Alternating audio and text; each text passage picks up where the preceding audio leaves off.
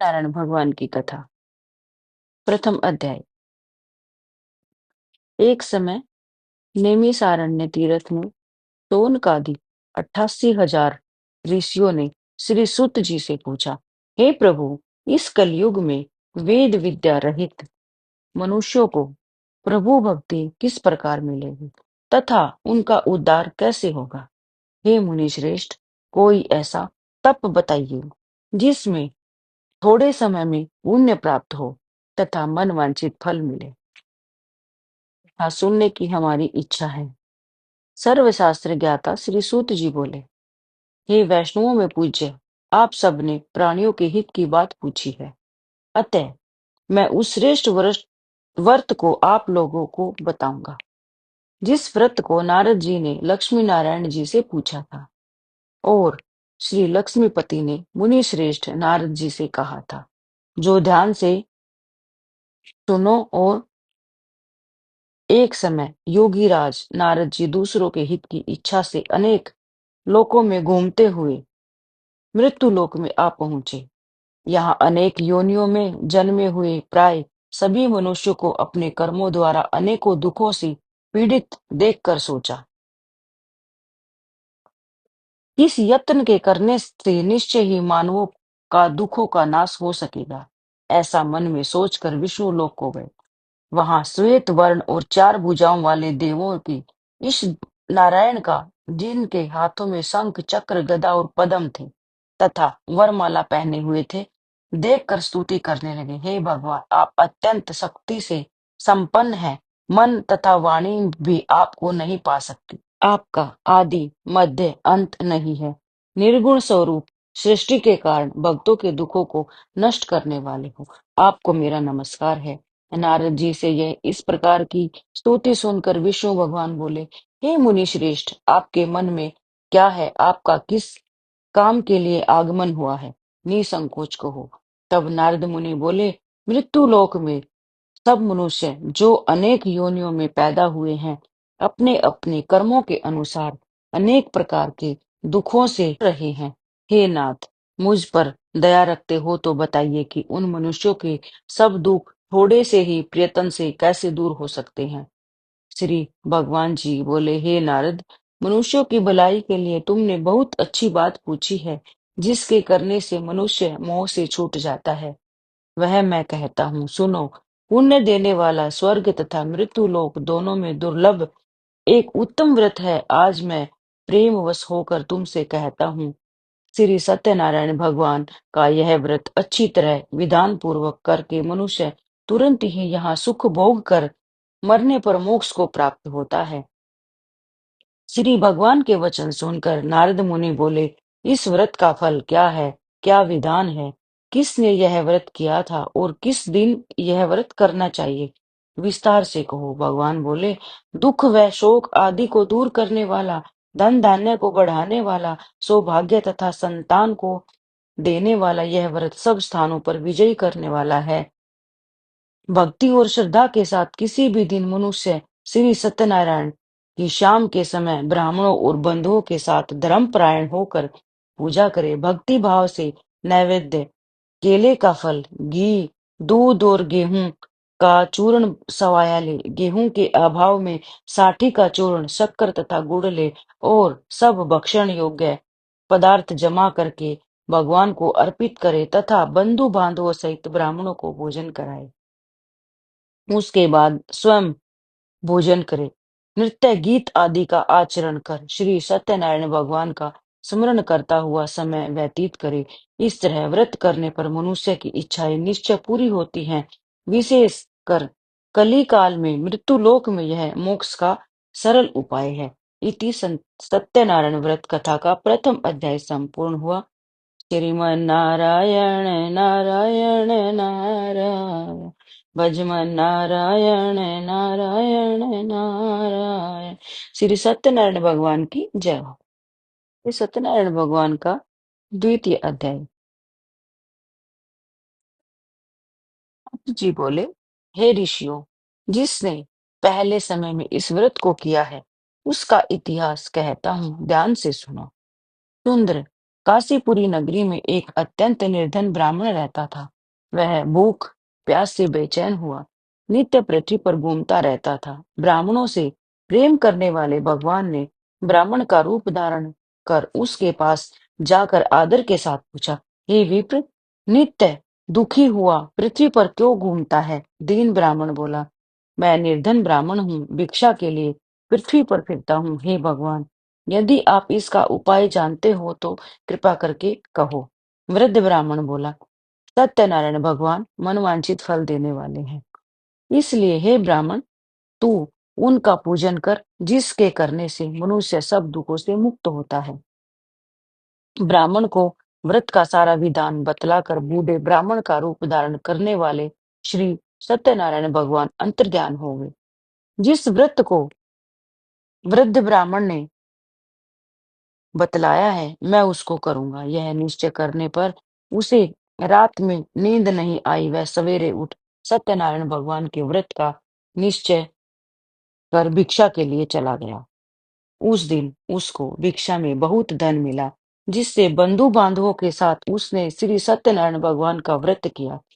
इस व्रत के करने से वह विप्र सब दुखों से छूटकर अनेक प्रकार की संपत्तियों से युक्त हुआ। उस समय से वह विप्र हर मास व्रत करने लगा।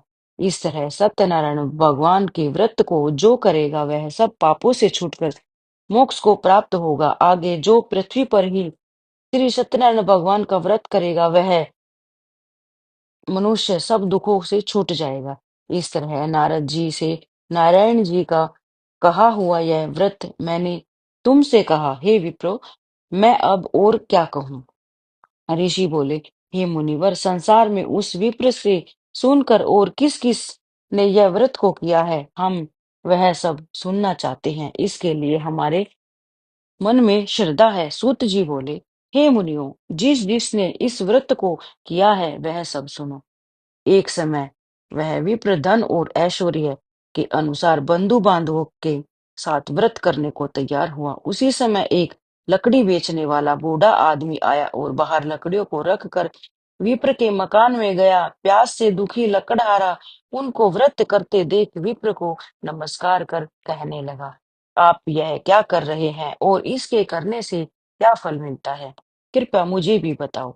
ब्राह्मण ने कहा, सब मनोकामनाओं को पूरा करने वाला यह श्री सत्यनारायण भगवान का व्रत है। इसकी ही कृपा से मेरे यहाँ धन धान्य आदि की वृद्धि हुई है। विप्र इस व्रत के बारे में जानकर लकड़हारा बहुत प्रसन्न हुआ। चरणामृत ले और प्रसाद खाने के बाद अपने घर को गया। लकड़हारे ने अपने मन में इस प्रकार का संकल्प किया कि आज गांव में लकड़ी बेचने से जो धन मिलेगा उसी से श्री सत्यनारायण भगवान का उत्तम व्रत करूंगा। यह मन में विचार कर वह बूढ़ा आदमी लकड़ियां अपने सिर पर रखकर जिस नगर में धनवान लोग रह रहे थे वह ऐसे सुंदर नगर में गया। उस रोज वहां पर उसे उन लकड़ियों के दाम पहले दिनों से 4 गुना मिले। तब वह बूढ़ा लकड़हारा दाम ले और अति प्रसन्न होकर पके केले की फली, शक्कर, घी, दूध, दही और गेहूं का चूर्ण इत्यादि श्री सत्यनारायण भगवान की के व्रत की कुल सामग्रियों को लेकर अपने घर गया। फिर उसने अपने भाई बंधुओं को बुलाकर विधि के साथ भगवान जी का पूजन और व्रत किया। उस व्रत के प्रभाव से वह बूढ़ा लकड़हारा धन पुत्र आदि से युक्त हुआ और संसार के समस्त सुख भोग कर वैकुंठ को चला गया। इति श्री सत्यनारायण व्रत कथा का द्वितीय अध्याय संपूर्ण हुआ।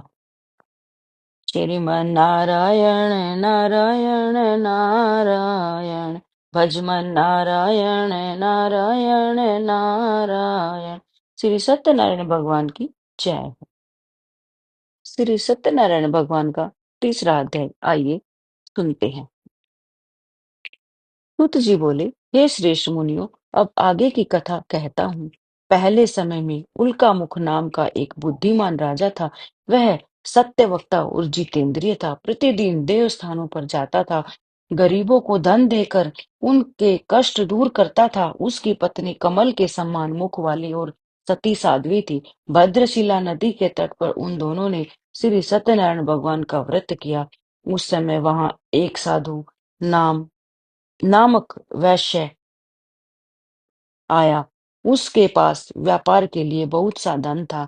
राजा को व्रत करते देखकर वह विनय के साथ पूछने लगा, हे राजन, भक्ति युक्त चित्त यह आप क्या कर रहे हैं? मेरी सुनने की इच्छा है, सो आप मुझे बताइए। राजा बोला, हे साधु, अपने बांधवों के साथ पुत्रादि की प्राप्ति के लिए एक महाशक्तिवान श्री सत्यनारायण भगवान का व्रत व पूजन किया जा रहा है।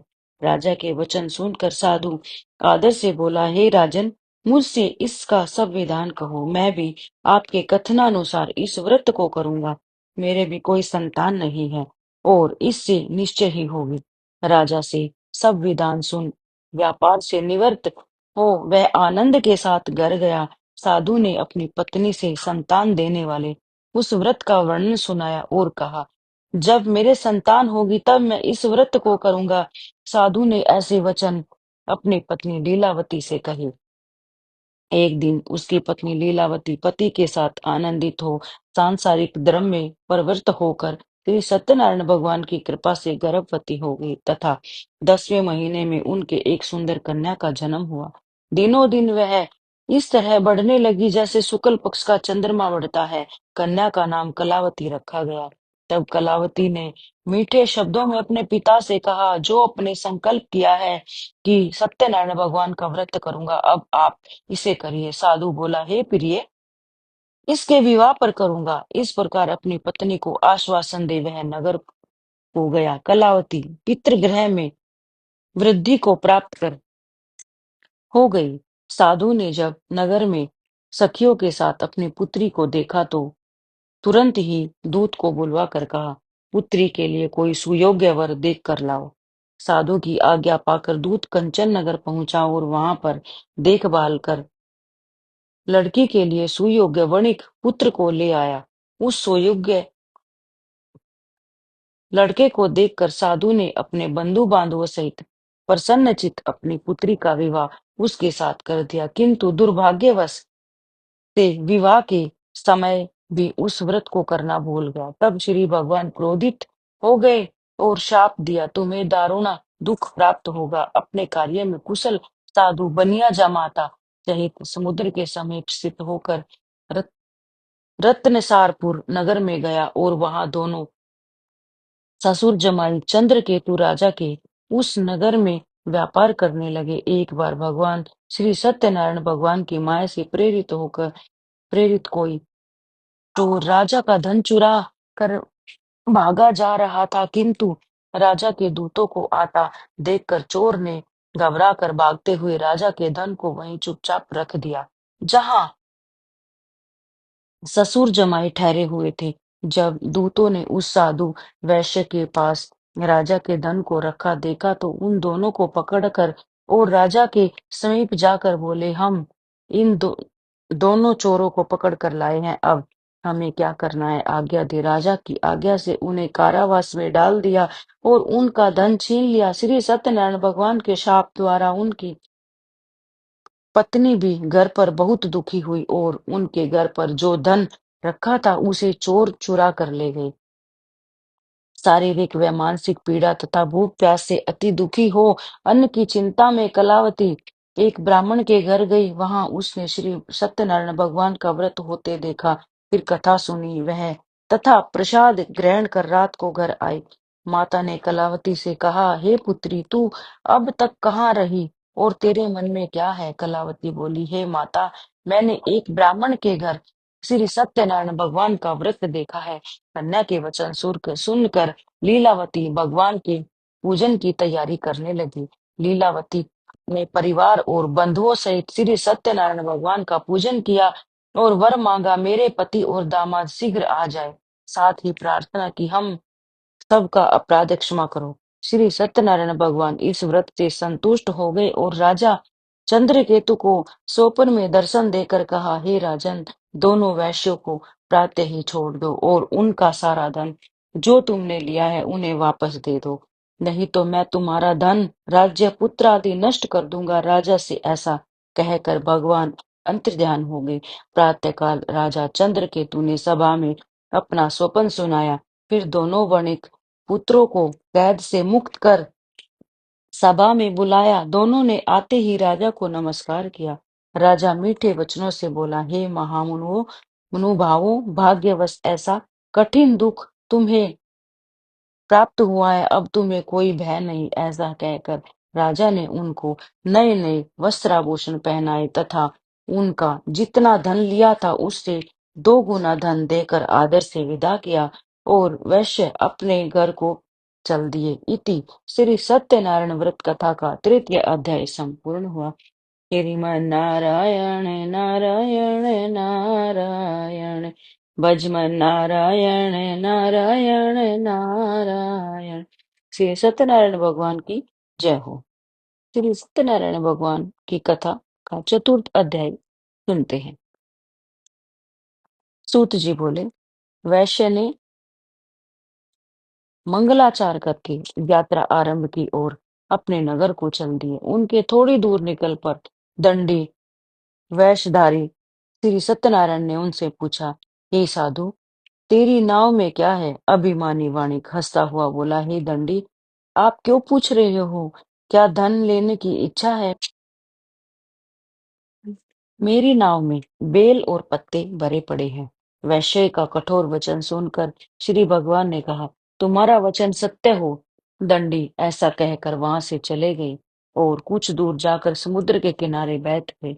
दंडी के जाने पर वैश्य ने नित्य क्रिया करने के बाद नाव को ऊंची उठी और देखकर अचंबा किया और नाव में बेल और पत्ते आदि देखकर मूर्छित हो गए, गिर पड़ा। फिर मूर्छा खुलने पर अत्यंत शोक प्रकट करने लगा। तब उसका दामाद बोला, आप शोक न करें, यह दंडी का शाप है, अतः उनकी शरण में चलना चाहिए, तभी हमारी मनोकामना पूर्ण होगी। दामाद के वचन सुनकर वह दंडी के पास पहुंचा और अत्यंत भक्ति भाव से नमस्कार करके बोला, मैंने जो आपसे असत्य वचन कहे थे उनको अक्षमा करो। ऐसा कहकर शोकातुर हो रोने लगा। तब दंडी भगवान बोले, वाणिक पुत्र, मैंने आज्ञा से बार बार तुम्हें दुख प्राप्त की हुआ है, तू मेरी पूजा से विमुख हुआ है। साधु बोला, हे भगवान, आपकी माया से ब्रह्मा आदि देवता भी आपके रूप को नहीं जानते, तब मैं अज्ञानी कैसे जान सकता हूँ? आप प्रसन्न होइए, मैं सामर्थ्य के अनुसार आपकी पूजा करूंगा। मेरी रक्षा करो, पहले के समान नौका में धन भर दो। उसके अति युक्त भक्ति युक्त वचन सुनकर भगवान प्रसन्न हो इसकी इच्छा अनुसार वर देकर अंतर्ध्यान हो गए। तब उन्होंने नाव पर आकर देखा, नाव धन से परिपूर्ण है। फिर वह श्री सत्यनारायण भगवान का पूजन कर साथियों सहित अपने नगर को चला गया। जब वह अपने नगर के निकट पहुंचा तब दूत को घर भेजा और दूत ने साधु के घर जाकर उसकी पत्नी को नमस्कार कर कहा, साधु, आपने अपने दामाद सहित इस नगर के समीप आ गए हैं। ऐसा सुन साधु की पत्नी ने बड़े हर्ष के साथ श्री सत्यनारायण भगवान का पूजन कर पुत्री से कहा, मैं अपने पति के दर्शन के लिए जा रही हूँ, तू कार्य पूर्ण कर शीघ्र आ। माता के ऐसे वचन सुनकर कलावती प्रसाद छोड़कर जल्दी से पति के पास गई। प्रसाद की अवज्ञा के कारण श्री सत्यनारायण भगवान ने रुष्ट हो उसके पति को नाव सहित पानी में डुबो दिया। कलावती अपने पति को न देखकर रोती हुई जमीन पर गिर पड़ी। इस तरह नौका को डूबा हुआ तथा कन्या को रोता हुआ देख साधु दुखी होकर बोला, हे प्रभु, मुझसे या मेरे परिवार से जो भूल हुई है उसे क्षमा करो। उसके दीन वचन सुनकर श्री सत्यनारायण भगवान प्रसन्न हो गए और आकाशवाणी हुई, हे साधु, तेरी कन्या मेरे प्रसाद को छोड़कर आई है, इसलिए उसका पति अदृश्य हुआ है। यदि वह घर जाकर प्रसाद खाकर लौटे तो इसे पति अवश्य मिलेगा। आकाशवाणी सुनकर कलावती ने घर पहुंचकर प्रसाद खाया, फिर पति के दर्शन किए। तत्पश्चात साधु ने बंधु बांधवों सहित श्री सत्यनारायण भगवान का विधि पूर्वक पूजन किया। इस लोक का सुख भोग कर अंत में स्वर्ग लोक को गया। इति श्री सत्यनारायण व्रत कथा का 4th अध्याय संपूर्ण हुआ। श्रीमन नारायण नारायण नारायण, भजमन नारायण नारायण नारायण। श्री सत्यनारायण भगवान की जय हो। श्री सत्यनारायण भगवान की कथा आइए पंचम अध्याय सुनते हैं। सूत जी बोले, हे ऋषियों, मैं और भी कथा कहता हूँ, सुनो। प्रजापालन के लिए तुंगध्वज नाम का एक राजा था। उसने श्री भगवान का प्रसाद त्याग कर बहुत दुख पाया। एक समय वन में जाकर पशुओं को मारकर बड़ के पेड़ के नीचे आया। वहां उसने ग्वालों को भक्ति भाव से बांधवों सहित श्री सत्यनारायण जी का पूजन करते देखा। राजा देखकर भी अभिमानवश वहां नहीं आया और न ही नमस्कार किया। जब ग्वालों ने श्री भगवान का प्रसाद उसके सामने रखा तो वह प्रसाद त्याग कर अपनी नगरी को चला गया। वहां पहुंचकर उसने अपना सब कुछ नष्ट पाया। तब वह जान गया कि यह सब भगवान ने किया है। तब वह विश्वास कर ग्वालों के पास गया और विधि पूर्वक पूजन का प्रसाद खाया तो श्री सत्यनारायण भगवान की कृपा से सब कुछ पहले जैसा ही हो गया। फिर दीर्घ काल तक सुख भोग कर मृत्यु लोक पर स्वर्ग लोक को गया। जो मनुष्य इस परम दुर्लभ व्रत को करेगा, भगवान की कृपा से उसे धन धान्य की प्राप्ति होगी। निर्धन धनी और बंदी बंधन से मुक्त निर्भय हो जाता है। संतानहीनों को संतान प्राप्त होती है तथा सब मनोरथ पूर्ण होकर अंत में बैकुंठ धाम को जाता है। जिन्होंने पहले इस व्रत को किया है, अब उनके दूसरे जन्म की कथा कहता हूँ। वृद्ध सतानंद ब्राह्मण ने सुदामा का जन्म लेकर मोक्ष को प्राप्त पाया। लकड़हारे ने अगले जन्म में निषाद बनकर मोक्ष प्राप्त किया और उल्का मुख नाम का राजा दशरथ होकर बैकुंठ को प्राप्त हुआ। साधु नाम के वैश्य ने मोर ध्वज बनकर अपने पुत्र को आरे से चीरकर मोक्ष को प्राप्त किया। महाराज तुंगध्वज ने स्वयंभू होकर भगवान में भक्ति युक्त हो क्रम कर मोक्ष प्राप्त किया। श्री इति सत्यनारायण व्रत का पंचम अध्याय संपूर्ण हुआ। श्रीमन्नारायण नारायण नारायण, भजमन नारायण नारायण नारायण। श्री सत्यनारायण भगवान की जय हो। इसके बाद श्री सत्यनारायण भगवान जी की आरती अवश्य करें, प्रसाद ग्रहण करें।